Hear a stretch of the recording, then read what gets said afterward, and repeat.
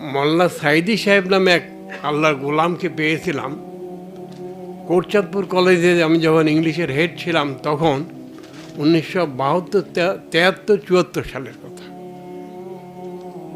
সোলাইমানপুর মাদ্রাস মসজিদের বার্ষিক ওয়াজ মাহফিলের প্রধান অতিথি। আমি যাওয়ার সময় টেলিফোন মাইকিং হচ্ছে, মাইকিং শুনলাম। তখন আল্লাহ শব্দটা শুনলেই কলিজা জড়িয়ে যেত, সেই সময়ের কথা আমি বলছি। ক্লাসে পড়ালাম, প্রিন্সিপালকে বললাম যে আপনার বাকি টিচাররা কি আজকে বাকি ক্লাস নেবে আরও? তো ওখান থেকে দুইজন এসে বলল আমরা নেব না, তুমি একাই পড়াও। আমি ঠিক করলাম 4 ঘন্টা পড়াবো। তো 3 ঘন্টা আমার ইংলিশের সাবজেক্ট এটা উপরে যা পারলাম বললাম। আমি একটা দিনও আলহামদুলিল্লাহ না পড়ে কোনো ক্লাসে যাইনি। শেষে আমি বললাম যে আমি আসতে মাইকিং শুনলাম এখানে নাকি কোন এক আল্লামা দেলোয়ার হোসেন সাইদি সাহেব আসবে সোলাইমানপুর অমুক মসজিদে, সেখানে মেলা বেহেশত বিক্রি হবে। তো আমার দরকার, আমি যাব, যদি তোমরা যেতে চাও। দেখছি ছেলে মেয়ে সব উঠে গেছে, 550-600 আমার ছাত্রছাত্রী থাকতো। আমি বললাম যে মেয়েদের মতো ব্যবস্থা নাই, তোমরা ছেলেদের মধ্যে যারা যেতে চাও আসো। আমি মলনার ওয়াজ শুনলাম।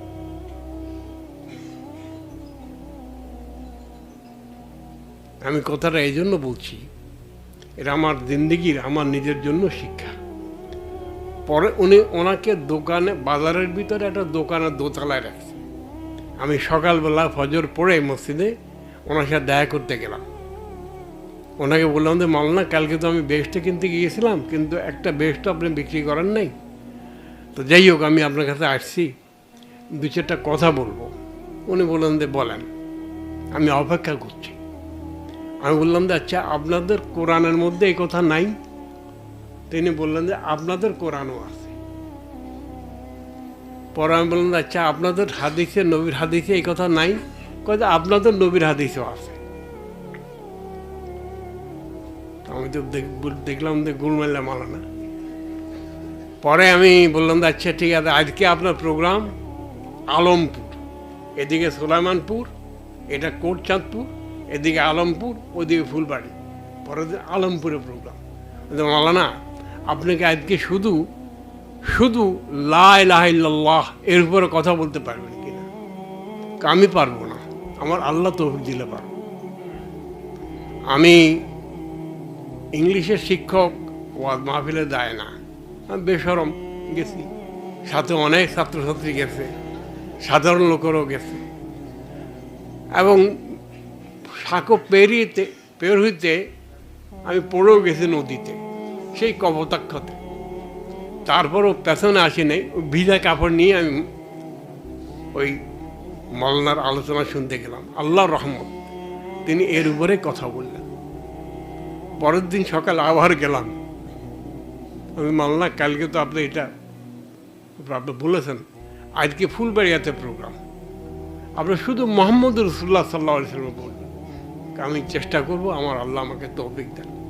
সেখানে আমি গেলাম। প্রথমটাতে আমি 1000 লোক দেখেছি সোলাইমানপুর, দ্বিতীয়টাতে 2-2.5 লোক দেখেছি, তৃতীয়টাতে 5000-এর বেশি উপরের লোক দেখেছি।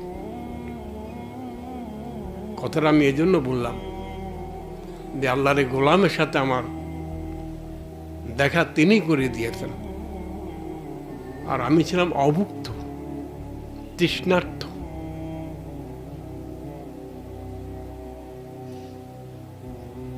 আমার ক্যান্সার হয়েছে, আমি আল্লাহকে শিকায়ত করি নাই।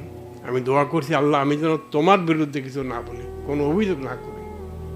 কিন্তু আমি ওই সময় শিকায়ত করছি, আল্লাহ কি দিয়েছিল আমাদেরকে, আর এখন আমরা সে কথাগুলি বলতে পারি না কেন?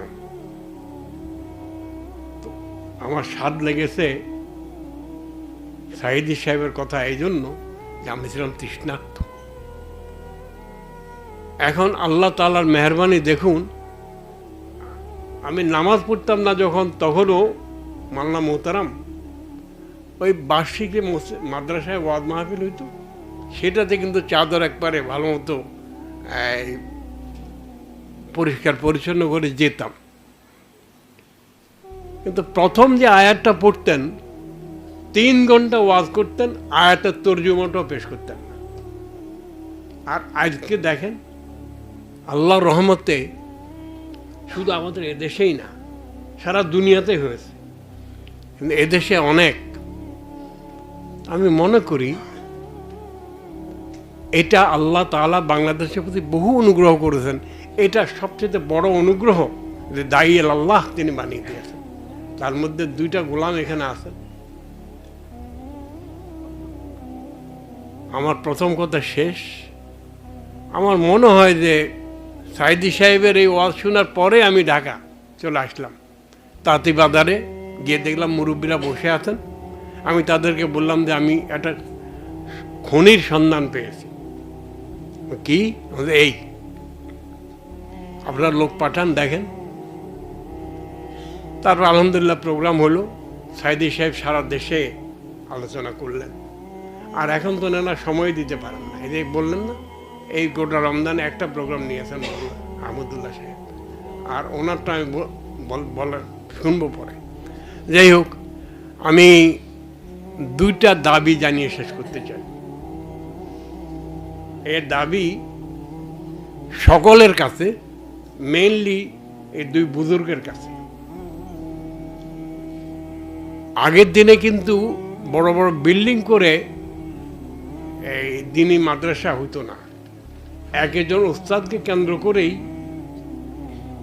দূর দূরান্ত বহু দূর থেকে, দূরের দেশ থেকে লোকেরা পড়তে আসতো। আমার প্রথম দাবি হচ্ছে আপনাদের মতো যারা আছে, আমি আবার বহু বছর ওয়াজ মাহফিলে বহু বছর যাই না, আমি যদি যত শুনবো ওয়াজ মাহফিলে সত্য কথা বলবে, আর এটা আমাকে আমল করতে হবে, এত পারা যাবে না।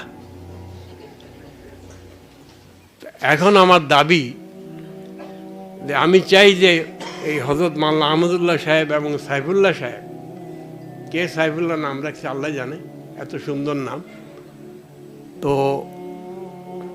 আপনাদের সারা দেশে ডিভিশনাল হেডকোয়ার্টার এবং ইম্পর্টেন্ট জেলা এবং ইম্পর্টেন্ট কিছু আগের সাব ডিভিশন এবং ইম্পর্টেন্ট কিছু থানা, এটা আপনারা বাছাই করে নেবেন। আল্লাহ তাআলা আপনাদেরকে দীর্ঘ হায়াত দান করুন।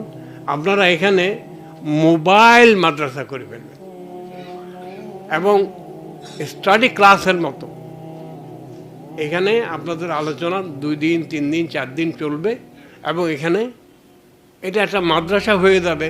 ঘর নাই, কিন্তু মানুষগুলি আছে। আমার চৌধুরী ডাক্তার হাসান, উনি অনেক সুন্দর সুন্দর কথা বলেছেন। তো একটা দাবি, এটা কি মানা হলো? চেষ্টা করার, হ্যাঁ, আচ্ছা, এটা শুধু ওনারা দাবি করলে হবে, ওনারা মানলে হবে, আপনাদের মানতে হবে না? আপনারা কে কে মানলেন? আমার নিচে নিশ্চয় বোনেরাও মানছে। শেষ, 1 নম্বর দাবি শেষ। 2 নম্বর, এই পাগল বহু বছর থেকে, সেই 72-73 সাল থেকে একটা আবেদন জানিয়ে আসছিলাম। সেটা হলো ইমাম বেশিরভাগ জায়গাতেই ট্রেডিশনাল খুতবা দেয়। ইদানিং আলহামদুলিল্লাহ অনেক মসজিদে অর্গানাইজড খুতবা দেয়। আমার নানা ছিলেন একজন LMF ডাক্তার 1916-এর। তিনি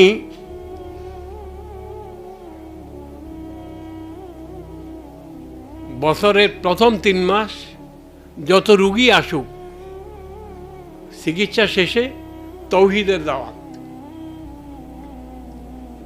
দিতেন। 4 মাস, প্রথম 4 মাস তৌহিদের দাওয়াত দিতেন এই অল্প সময়ে। তারপরে 4 মাস রেসালাতের দাওয়াত দিতেন, না সরি 3 মাস রেসালাতের দাওয়াত দিতেন। তারপরে আখেরাতের দাওয়াত দিতেন। আর শেষে কোরআন এবং হাদিস এর দাওয়াত দিতেন, সারা জিন্দেগি করেছেন এটা। আচ্ছা, আপনারা যারা ডাক্তার, 1973-74 সালে এই ঢাকাতেই মেডিকেল কলেজে আল্লাহর এক গোলাম, আপনারা তাই কেউ চিনেন চিনেন না, এখানে আছে, আমি মেডিকেল কলেজে স্পেশাল দাওয়াতি কাজ শুরু করলাম। আমাকে কেউ কেউ বললেন যে আপনি এটার উপর এত জোর দিচ্ছেন কেন? আমি বললাম যে এমন হইতে পারে এদেশে আমরা কেউ থাকবো না, কিন্তু এই দেশ দুই শ্রেণীর লোক ছাড়া চলবে না, এক ডাক্তার আর হচ্ছে কৃষিবিদ। ডাক্তারদের যেখানে যায় তারা আলোকবর্তিকা হিসাবে কাজ করবে। আর আমি তখন ওই যে বড় কমিউনিস্ট নেতা ছিলেন হিন্দু, মনি সিং, মনি সিং অসুস্থ হয়েছে এবং দাড়িওয়ালা ডাক্তারের কাছে গিয়েছে। ডাক্তার রোগও দেখতেছে এবং তৌহিদের কথা বলতেছে। মনি সিং কি তার হাত কেড়ে নেবে? না, আমি তোমার কাছে চিকিৎসা করব না, এটাই করবে। এই ডাক্তাররা তারা আলোকবর্তিকা হিসাবে বাংলাদেশের এক একটা এলাকাকে উজ্জ্বল করবে, আলোকিত করবে। এখন এই ইবনে সিনা আমি আপনাদেরকে সাক্ষী রেখে বলতেছি, এটা আমার বিরাট স্বপ্ন ছিল করার, অনেক বছর লেগেছে শুরু করতে। আজকে ইবনে সিনার সুনাম দুই কারণে হয়েছে। একটা হচ্ছে যে বাপেরা মেয়ে পড়াইতে পাঠায়, এখানে ইজ্জতের একটা নিরাপত্তা আছে। আর আপনার টিচার যারা আছেন তারা আমি শুনেছি ভালো পড়ান। অল্প কয়েকটা প্রাইভেট মেডিকেল কলেজের মধ্যে ইবনে সিনা একটা। কিন্তু বাপের ছেলেকে বা মেয়েকে মেডিকেলে পড়ায় কি জন্য? পাশ করলে পয়সা আয় করতে পারবে ভালো, তো তারা এই কাজটাই তো করে। পাশ করার পরে পয়সা আয়ের জন্য বাপে পড়াইছে, মায়ে পড়াইছে, তো এই কাজটাই তো করে নাকি? আল্লাহ কি কোনো দায়িত্ব দিয়ে পাঠায়নি? তো সেটা কে করবে? আপনারা আমার কথা বুঝতে পারছেন, আমিও শেষ করতে চাই। আজকে আহমদুল্লাহ সাহেবের প্রোগ্রাম না হলে আমার এখানে আসা হইতো না। আর এখানে না আসলে এই প্রমিসড বয়েজ অ্যান্ড গার্লস,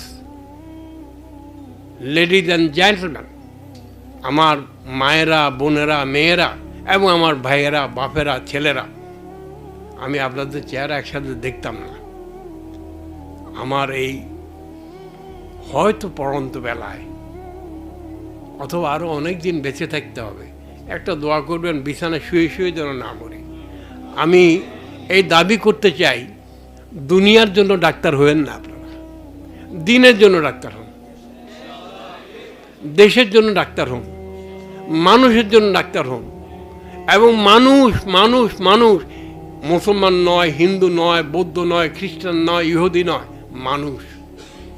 এবং আপনারা মেহরবানি করে বাংলাদেশের প্রতি ইঞ্চি মাটিকে, প্রতিটি বালু কোনাকে মানুষ হেঁটে যাওয়ার সময় যেন শুনে লা ইলাহা ইল্লাল্লাহ পড়তেছে। কি আওয়াজ কোত্থেকে আসে? মানুষ নেই, ওই বালি থেকে, গাছ থেকে, পালা থেকে, সব জায়গা থেকে যেন আওয়াজ আসে। সেদিনটা আল্লাহ তাআলা আমাদেরকে দেখে যাওয়ার তৌফিক দেন, আর তার উসিলা আপনারা হবেন। আর মাদি মাল্লা হবে এরা, এই যে মাল্লারা। তো প্রায় তাহলে ক্লাস হবে। মাল্লা সাইদি সাহেবকে আমি বলেছিলাম যে মাল্লা আপনি এটা শুরু করেন, বর্ষাকালে ওয়াজ করা যায় না বাইরে, ঢাকাতে এবং বিভিন্ন জায়গাতে হলে শুরু করেন।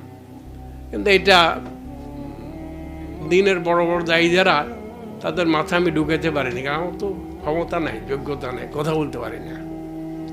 তো আপনারা মেহরবানি করে আপনাদের বন্ধুকে, কারা কারা বন্ধু, পরিষ্কার মাথাওয়ালা বন্ধু, ওয়াজ সুন্দর করার জন্য মিষ্টি কথা বলে না, হক কথা বলার জন্য কথা বলে, তাদেরকে আপনার মেহরবানি করে এই ক্লাস অনেক টিচার দরকার আমাদের। সারা দেশ অন্ধকারে ছেয়ে গেছে।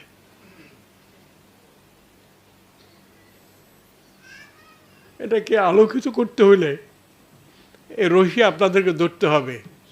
এই নৌকা, নদীতে পানি নেই, টেনে নিয়ে যেতে হবে। যেমন ইস্তাম্বুল জয় করেছিলেন, ওই জাহাজ টেনে নিয়ে গিয়েছিল যেভাবে, সেভাবে আপনারা নেবেন। আর আপনাদেরকে আসলেই টেনে নিয়ে যাবেন কে? আল্লাহ। আমি ইবনে সিনার সকলকে শুকরিয়া জানাই। এই আহমদুল্লাহ সাহেব আর আহমদুল্লাহ সাহেবের রসুল্লাহ সাইফুল্লাহ সাহেব, তাদেরকে দেখলাম। আর এরকম একটা আপনাদেরকে একসাথে দেখার একটা লোভও ছিল, এটাও পূরণ হলো। আমি আমার কথা শেষ করতে চাই।